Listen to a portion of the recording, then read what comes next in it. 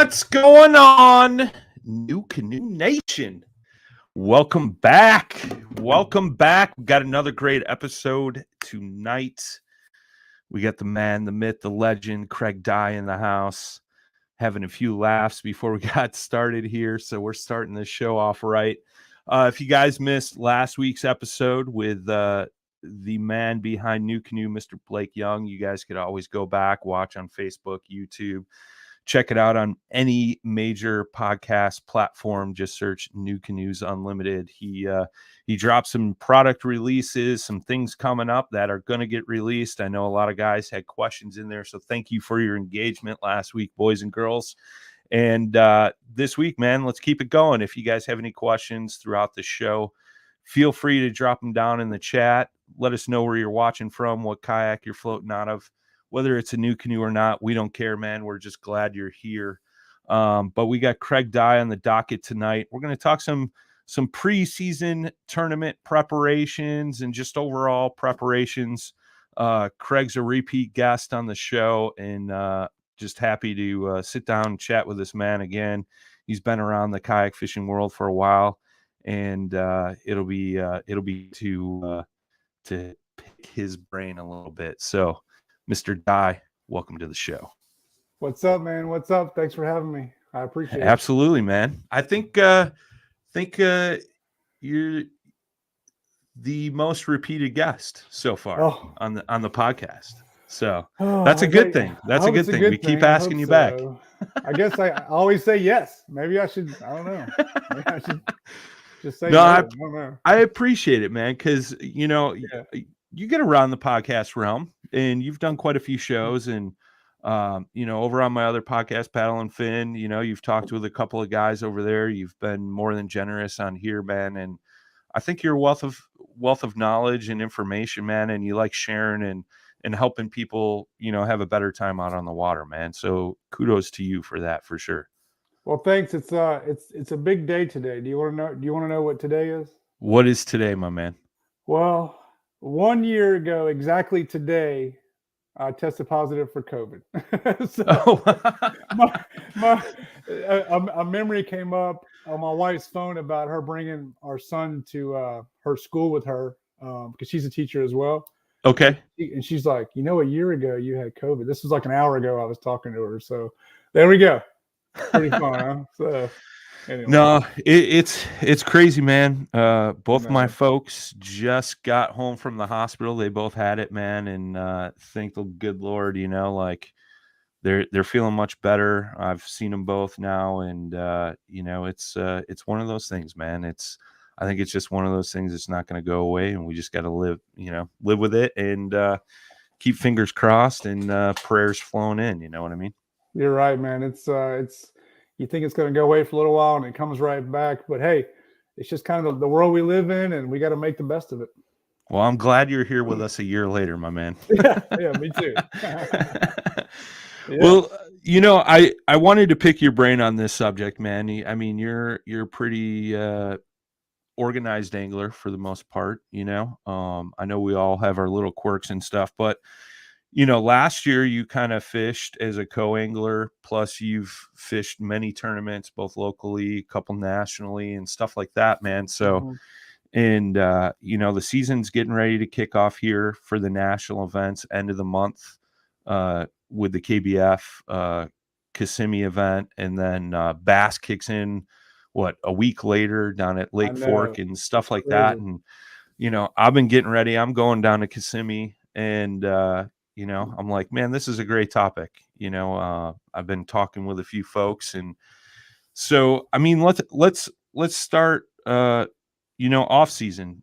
Obviously you're chilling out, having a good time with the family. I mean, I know you're still getting down on the water because you're in Georgia. You don't freeze like the tundra up here in the north. But like, what are you doing in the off season to kind of get yourself prepared for next season? And then I guess we could break that down later into like boat, tackle, gear, things like that, man. Well, I love fishing year round. And, we're lucky to be down here in Georgia. And I know everybody down here in Georgia is having a good day today. They had a pretty good night last night, as you can imagine, with the national championship. But, sure. But man, I love winter fishing. It kind of fits my style of fishing. I love throwing crankbaits, moving baits, and so I'm always, I had about 3 weeks where I was off the water with the holidays and everything. Mm-hmm. But man, I try to get out at least once a week. To get out and just being out there in the conditions, in the nasty conditions, the rain and the cold, and for me, it's all about, just like we talked about before we came on, it's just being on the water. It doesn't matter if you're fun fishing or tournament fishing, but just being out there and doing it. So when tournament time comes around, you're just comfortable. I don't know. There's little cues that you pick up the more you're on the water, and just by fun fishing, just like hey, the wind's blowing on that bank, or look right here, the water's a little clearer right here. Look at that mud line, or hey, did you see those shad pop over there? When you're on the water, I just feel like you notice those things more. So really, Sure. I mean, I just go fishing because I love to go fishing. I'm not, preparing in the winter for tournaments. I just love getting out. If it's with just me fishing for fun, or fishing a new bait, or fishing a new, body of water, I just love getting out. So when it comes to preparing fishing wise, I'm just trying to get out and, just go catch a few. I hear you, man. I hear you. Yeah. So, I mean, you fish some tournaments, right? So let's kind of break that down. Like, what do you do to get prepared, for an upcoming event? Like, let's say, for instance, you're going to fish Kissimmee the end of the month. What'd you What are call it? you doing? What'd you Kissimmee, call it? Kissimmee, I love it. Hey, I never heard anybody call it kiss me before. It cracks me up. I thought it was Kissimmee. There you Kissimmee, go. There you go. sausage, tomato. It's all the same, brother. I don't know. Maybe I'm wrong. I don't know. I'm not from Florida. I could be wrong. But Well, it's like everybody thinks I have an accent, and when I go down south, I'm like, you guys talk funny, whatever. Man, for me, it's really just making sure you're prepared tackle wise. You probably saw a post I did the other day where I just dumped every hard bait I had in every box and in my tray and my kayak and everything. I just dump it out on the table, and it just helps to just start fresh and get them all organized. So, like, I actually have my boxes here. Like, I have all my crankbaits separated by depth. These are like my deep crankbaits, and I got, these are top waters here. I mean, I got everything from, 0 feet down to 20, 22 feet, all separated in 3 different boxes, and get it all organized. Because, I mean, I don't keep a lot of tackle like most people. I actually think I keep less than most. I mean, and I just try to keep it simple and keep it straightforward, and just little things like just your terminal tackle, having exactly what you need on the water. Like, I just did a order the other day, and these little Strike King jig heads right here. I go through, I don't know how many packs of these I go through a season, but it's a lot. It's a lot. So, but I use these for a lot of things. And a little trick I'll show you real quick. I actually rigged it up before I got on, but I throw a shaky head a lot. I'll throw this everywhere, from Florida, the Tennessee River, for spotted bass on Lake Lanier. These hooks right here, these Strike King hooks, I absolutely love these hooks. This is a 1/8 ounce right here. But, I have 1/8 and I have a quarter, but I'll have 20 or 30 of these, at all times. But you can use it for, like a shaky head, how I just had it. And you can also, in a quick pinch, you can take off the worm and rig it up, as like a little finesse swim bait. So that's the same hook. So little things like that. I mean, you got to have stuff like that. You're, I don't know, man, just all your tackle's got to be set so you're comfortable out there. You know where everything is. The main thing is knowing where everything is. So when something changes, you got to make an adjustment. You know exactly in your box where it is. You know where to find that 1 pack of worms or that 1 pack of crawls. So I try to keep everything separated. Like my soft plex, I'll have worms. I'll have like crawls. I'll have swim baits. I'll have like, flukes all together, so everything is just perfect. You know exactly where it is so you can get to it quick. So that's probably one of the main things. Are you keeping track of, like you said, you go through a ton of those hooks, and I'm the same way with shaky heads, man, except I use the owners. So yeah, we're a little different that way. But yeah. Are you keeping tabs on your inventory, and then all right, now it's time to either go to like Tackle Warehouse, Fish USA, wherever it may be, and place a bulk order, so that way you're just continually keeping yourself stocked. Because like me personally, obviously I've been going through tackle, getting that organized, and I go through and I'm like, all right, I'm low on this, low on that, need to order more of these, more of those. And like I made a wish list on Tackle Warehouse the other day, and I was like, holy cow, there was like 93 items, and I'm like, I got a problem. It was But about, like about $360 or something. it was more in the tune of like 650, but yeah, I was just like, we need to slim this down a little bit. I'm horrible with tackle because I always carry too much. But I think an important thing that you mentioned in there is like you keep it simple, you know, and organized. Obviously, you know, you're like, I got all my crankbaits separated by depths, things like that. But you know, are you a guy that, like, you know, say you're out on the river throwing a you know, a square bill crank in one of your hot colors and you lose it? Are you going and buying that right away, or are you gonna wait until you know, get an inventory of stuff and ordering it all at once? Man, it honestly just depends. I mean, Sure, there's like 4 or 5 things that I always have to make sure that I have plenty of. You know, I'm a big DT6 fan, so you know, just the regular silver color DT6, I have to have 3 or 4 of those for every tournament. You know, in a Helsinki shad. These hooks right here in different weights. I mean, those 2 things, you know, and everything. You know, of course, other things, but those 2 things are just like they're just, you know, I can get a limit with a crankbait and a shaky head sure, anywhere I go. yeah, Anywhere I go. yep. So my first thing is I'm always stocked up on those things. I always have them. I'm always ready to go. I do have a confession to make. Are you ready All for right, this? all right. So this is one bait that's probably the most popular bait over the last 3, 4 years, and they're kind of hard to find sometimes. And I've never thrown one before. Do you know what it is? A Ned rig? No. Let me just say that they came out with some red ones, and everybody in the country wanted them. Oh, chatterbait, A jackhammer. jackhammer. Yeah, yeah, yeah. But you know, I've never thrown an actual. I've thrown chatterbaits now. When they first came out, I threw them a lot. I caught a lot of fish on them. But this year, I couldn't spend the money, man. I couldn't do it. I couldn't do it. Call me cheap, call me whatever. I could not spend that much on a bladed jig. I couldn't do it. Well, anyway. You know what? I fought that tooth and nail. I threw the Project Z for a long time because it was like, what, quarter the price, you I did know? it. Yeah. And Yep. it Yep. it's and I made the switch over to the old jackhammer, and it I still throw the Project Z. I think it depends. Like certain bodies of water, it does better than the jackhammer. The jackhammer does better than some other ones, you know. But Well, look, everybody throws it. Everybody talks about how much they love it. A lot of big fish caught. A lot of trophies have been won with these things. sure. So if you saw that little thing I did on KBF about my tournaments this season, last season, I'm catching fish, man. That's not a problem, which is great. I'm so happy about that.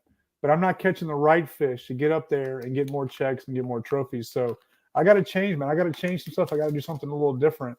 And a jackhammer, I mean, everywhere on the Elite Series, Major League Fishing, KBF, Hobie. I mean, it's a fact, man. So it's that little bait's won a lot of money, man. A lot of money. yeah. So I'm making adjustments now. So when it's time to get out there and I do get a limit, I got to put those other baits down and I got to go try to get 3 or 4 big bites, and try to get some more checks. I mean, I'm pretty happy I didn't fish that many tournaments and I caught a limit in every single tournament and did all right, but it's time to make some adjustments and just go for it, man, and just start fishing for the win more and not just getting a limit then upgrading. Just go in, try to fish for the win. So that's some stuff that I need to work on. Yeah, it's that's part of the mental game, man. I've struggled with that a lot over the years. But we got Mike Schmitz in the house. He says most of us order from tackle stores. Craig just calls his contacts at Rapala and they send their truck over. So yeah. I guess he's probably talking about this box here. So yeah, that's a good one. Float Club Northwest said, just went through my boxes last night. I always overpack them because I'm scared to miss an opportunity. Dude, I can relate to that 100%. Are you a guy that packs way too much tackle on your boat, or do you scale it back and you go out with a minimalist approach? Man, I will say this: when I fish a river tournament, I don't have anything. don't. I mean, I have some jigs, shaky head, whopper plopper, spinner Sure. bait. I mean, I carry maybe 2 boxes with me, but I'm also trying to pack a light because the way that I fish a river tournament, I usually put in and go upstream. I'm always dragging up rocks and I want it to be as light as possible, and Sure. and we all know in a river, if it can go wrong, it probably will. So you better don't have 7, 8 rods and 10 boxes and everything else, because if something happens, I mean, it's going to be a mess. Unless you secure it properly, then you're good to go. But for river tournaments, I keep it really simple. And for tournaments, like KBF tournaments where I can have my motor and everything, I usually pack a little more just because you don't have to worry about the weight. The motor's doing most of the work. So like I'll put a bunch of extra soft plastics in the front hatch of the Pursuit, and I'll have all my boxes behind me plus more soft plastics right behind my seat so I can get to them quickly. So it just depends on the event. Yeah. Craig Brashear says, I have $350 just in jackhammers. It's an illness for sure. I mean, they're pretty, but I mean, is it? Well, look, hey, let me tell you this. I was at the Bassmaster Classic working the St. Croix booth, and Jeff Little. Jeff Little is one of the smartest. I don't know. He's really smart, man. He's the river goat, man. Yeah, and we were talking about the jackhammer. I said, Jeff, I never thrown it, man. I don't really see a difference. He looked at me kind of funny, like, "What are you talking about? What do you mean you're not throwing it?" And I remember that exact. He probably won't remember that, but I remember us talking about that, and I still hadn't bought any. And you know what? If Jeff Little is throwing it, I got to be throwing it, man. That guy's good. He's good. I agree. We got a question for you from Float Club Northwest. He says, have you ever asked a competitor for a lure or a bait you may have forgotten or ran out of? Actually, no. Actually, when I fish tournaments, I'm usually away from everybody. And, and that's not always the best way to be, but I try to get away from people as much as I can. But no, I've never had to do that. Nobody's ever asked me for anything before. So, I mean, maybe they have. I mean, it's been a lot of years. I've been doing it for 9 years or something, 9, 10 years. So not one that I can remember, no. I had to do it one time, like pre-fishing ended, and I was camping with a bunch of guys, and I had ran out of some plastics. I forget what it was. And, like, the closest place that had them was, like, 60 miles away. And I'm like, dude, do you have any of these? And he's like, yeah. I got like 5 bags, he was, threw me a bag. So saved my tail, but it definitely happens, man. It definitely happens. So actually, you know what just came to me at the Pan Am Championship on Center Hill Lake. I don't know if you remember that event. Yeah. Where Eric Jackson won out there. Yep. I was fishing main lake stuff. Cody was out there. Ron was out there. And a bunch of other folks were out there. And on day one, they were catching them on a small, actually I got one here, a small, they got good smallmouth, spotted bass, and largemouth in that lake. Right. And, they were catching them on this small KVD that's 1.0 out there. It was really clear water and basically just trolling or making really, really long casts on these steep rocky banks. And none of us had a lot of those 1.0s. And I remember, Bridget Howard, Howard? Yeah. Bridget Howard was there, and she went to the store that night and bought every single KVD 1.0 that they had out there and started handing them out to everybody. To all the Team USA folks. So I think I still have a couple that she bought. I don't know if she'll remember that, but it was actually pretty funny. And I caught a couple the next day on it. It was just that finesse crankbait bite was on. Those smallmouth were digging it, and a lot of us just didn't have them with us. So I guess to answer his question, yes, I have. There we go. There we go. Wes Johnson said that's a killer crankbait. Yeah. Craig Brashears, I think we need to go fishing with this guy. He says, I caught a bunch of fish over 22 inches on the jackhammer. So send us GPS coordinates and we will be there shortly, my friend. Look, Craig, I'm working on it, man. I mean, I've caught a ton of fish on a chatterbait, and I love throwing a chatterbait, but I've just never Never actually picked up an actual jackhammer, and it's embarrassing, sad, whatever you want to call it. But now I have, I don't know, $30, $40 worth of them, and I'm not going to lose one of those suckers. I'm going to jump in and get it, man. I'm not losing any of those things. There we go. We talked about tackle, man. Obviously, one of the keys to that was keeping that stuff organized and just keeping stocked up on all your go-tos, man. So your boat, I mean, are you taking time, like, I know you don't really have an off season, but are you taking time like now, slow season, where you're kind of redoing, the way your boat's rigged up, things like that? Or are you just slowly adding that through the season as you kind of, see, hey, I should be using a roto grip here, or, switching different style motor, things like that, man?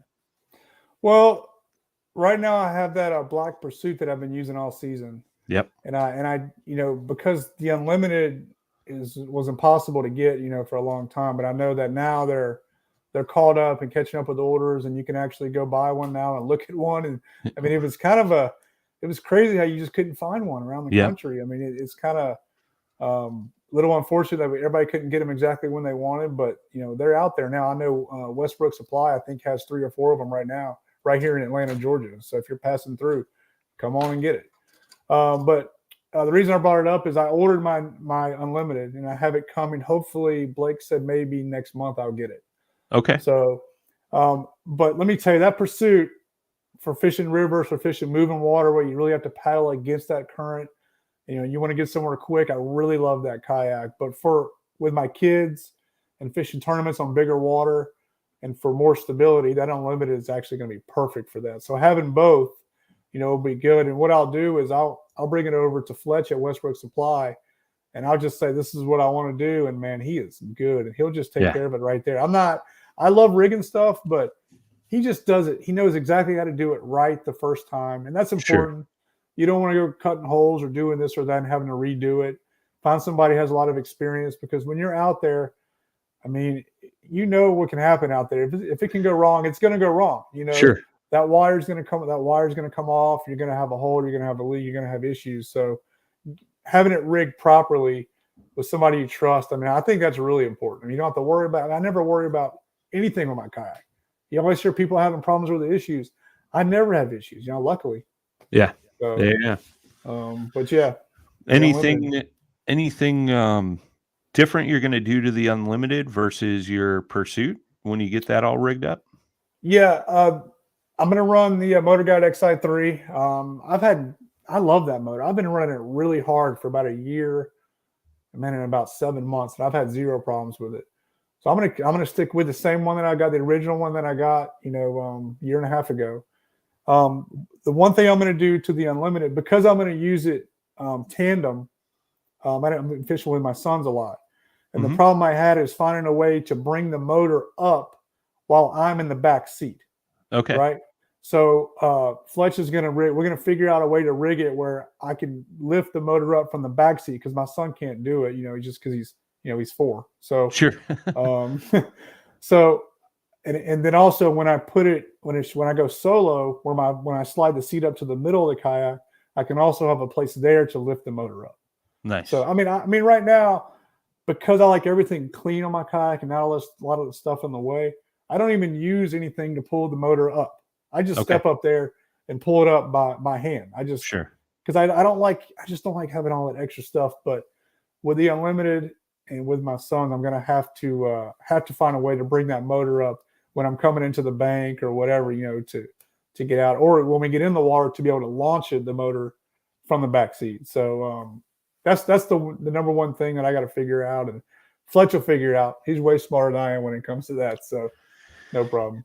Yeah, I've seen a couple guys do it a couple different ways. It'll be cool. I'm interested to see what you guys come up with, man. It should be sharp.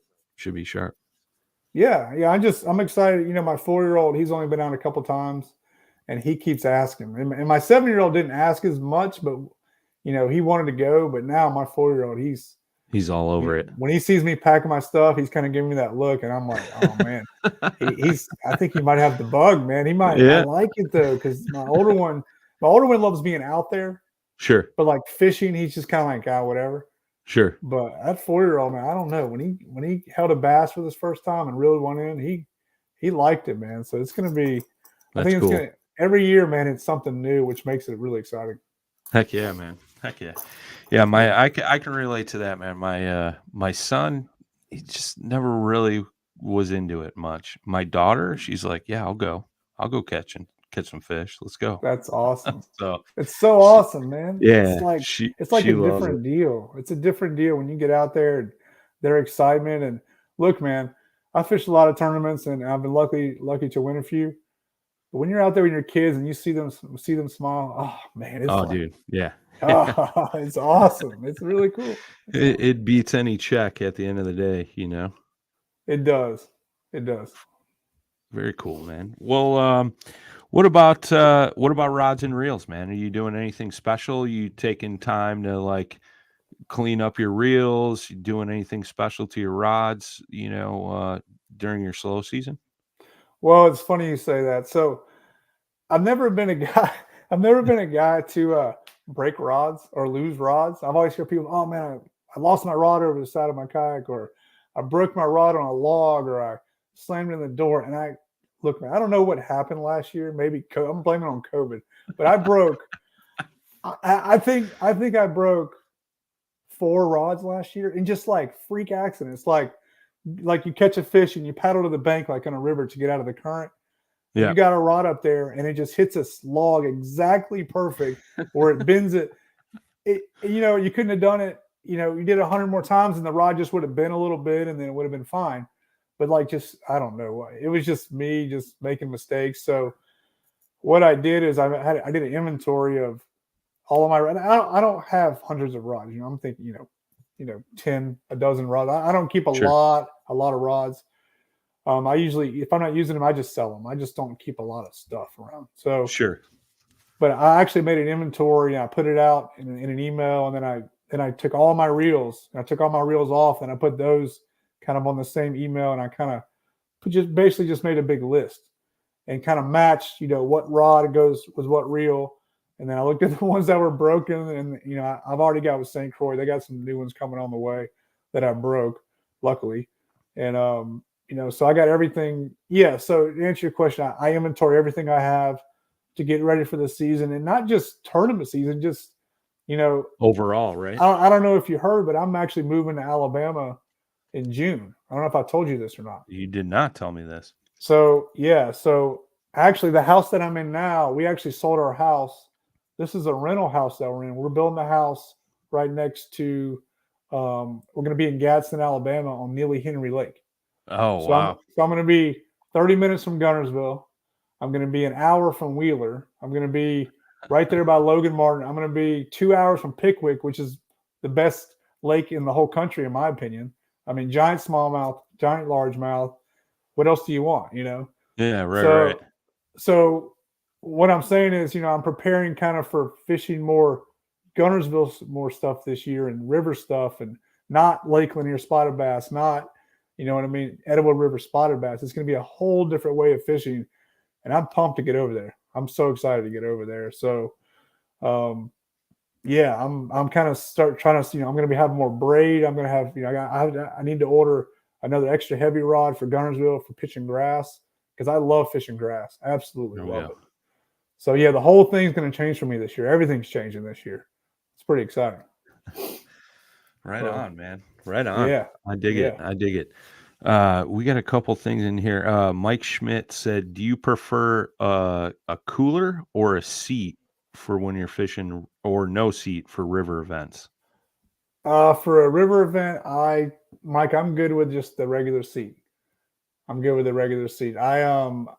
Because I do a lot of work paddling upriver, so I'm sitting a lot, paddling against the current, hopping out, jumping back in, stuff like that. So I keep it as simple as I can for river events. Believe me, I broke a rod, lost a rod in the river for the first time, and it's terrible, terrible. Craig Brashear says, get yourself the Mojo glass for your jackhammers. Yeah, I appreciate it, Craig. I'm a big fan of the St. Croix Victory series, and they had a new model come out. it's a heavy moderate.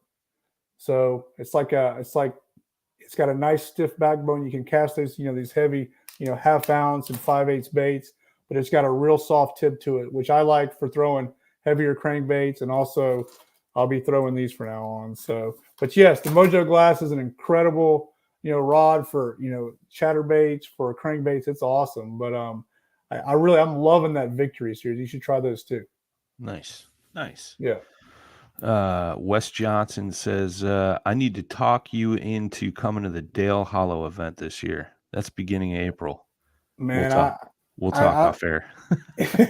I've only been there one time, man, but that lake that's a special place. There's some giant smallmouth in there, and I've never gone there and really hammered them. I fished it one time. It was a charity event, and it was like 14 degrees outside, and that's no fun. It was the coldest weather I've ever fished in, and nobody really caught anything. It was pretty rough. But yeah, I used to live, not too far. I was in Nashville, and I was only, 2 or 3 hours away from there. And I'm kind of bummed that I didn't spend more time over there. But I did spend time on Center Hill, which is probably one of my favorite lakes in Tennessee, which is kind of close to there, Yeah.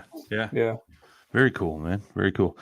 Joe Drown says he's right down the road from where you're moving to. He says, hope to see you out there.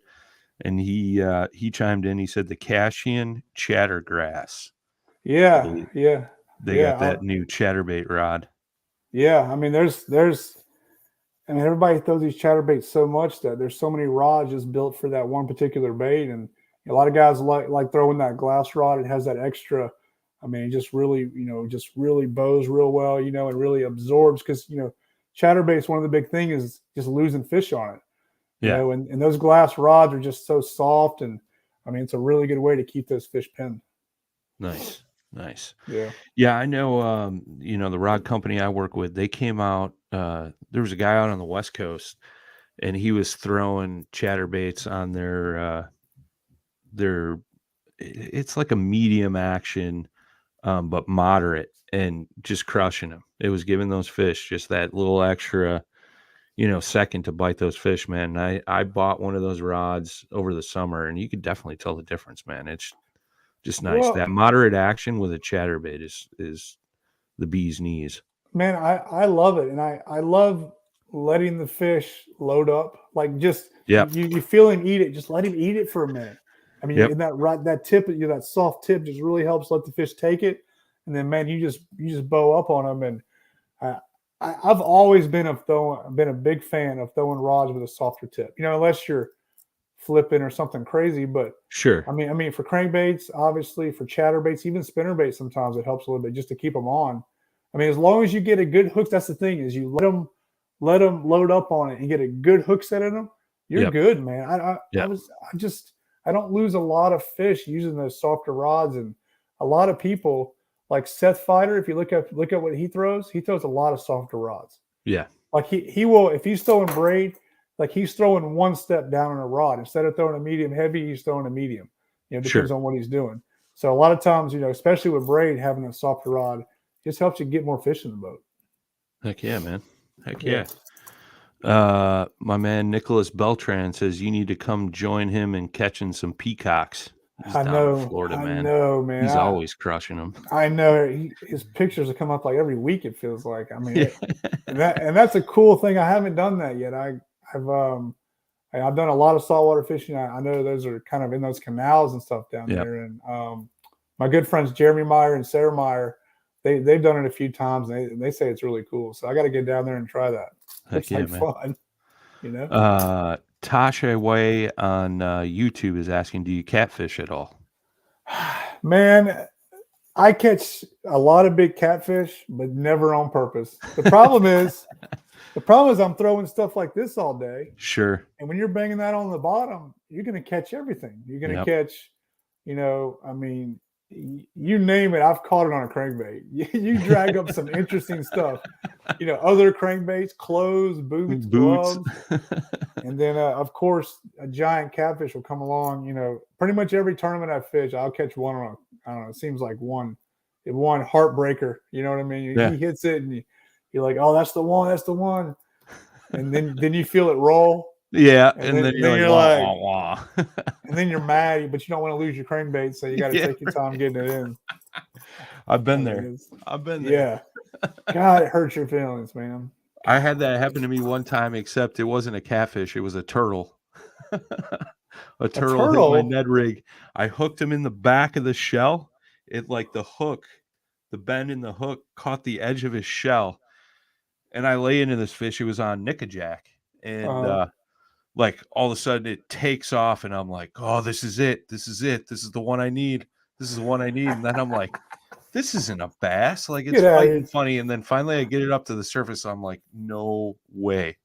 So I was able to just pop the hook off from his from his shell, and he swam away. So I mean, I've snagged one before, but it felt like nothing, you know. I must have dragged that Ned rig right over his back and just caught it perfectly on his shell, right behind his head. Man, didn't Oh, hook that's him at funny. all. It was just hooked around his shell and wouldn't come off. That's So, pretty funny, actually. well, I You won't never keep you know. any longer, man. Any last thoughts on like preparations, things people should think of before they get ready to gear up for the tournament season, or just get out there for the season in general, man? Well, man, I've been saying this forever. Just try to keep it simple out there. Don't bring 15 rods with you. Because I mean, look, a lot of times I'll bring three or four rods and catch just as much as everybody else. So for me, I try to keep it simple. Try to fish what I'm confident in, but like I mentioned this year, I'm working on improving on getting those bigger bites in these tournaments just to step it up a little bit. The talent out there right now is incredible. You can't go out there and just be happy to get a limit because you're not gonna. It's just not you're not gonna get it done. You know what I mean? So be versatile. Don't be scared to try some new stuff. And man, just go have fun, get on the water, and just go catch them. Love it. Love it. Awesome, man. Thank you, everybody who tuned in this evening. We appreciate you all. Thank you, everybody, for the awesome comments, questions, stuff like that. We're here every Tuesday night, 7 Central, 8 Eastern, 5 o'clock out on the West Coast. You never know who we'll have coming up next week. If you guys missed part of the show, you could always go back, rewatch on Facebook, YouTube, or catch it on any major podcast platform after the show airs. Good luck to everybody out there this season. Hope you guys are getting anxious like me. For those of you in the north who are in the frozen tundra right now, usually I'm ice fishing, and now I'm like looking forward to bass fishing at the end of the month. So appreciate you guys. We will see you all next week. Till next time, boys and girls, tight lines, smooth paddling. Peace.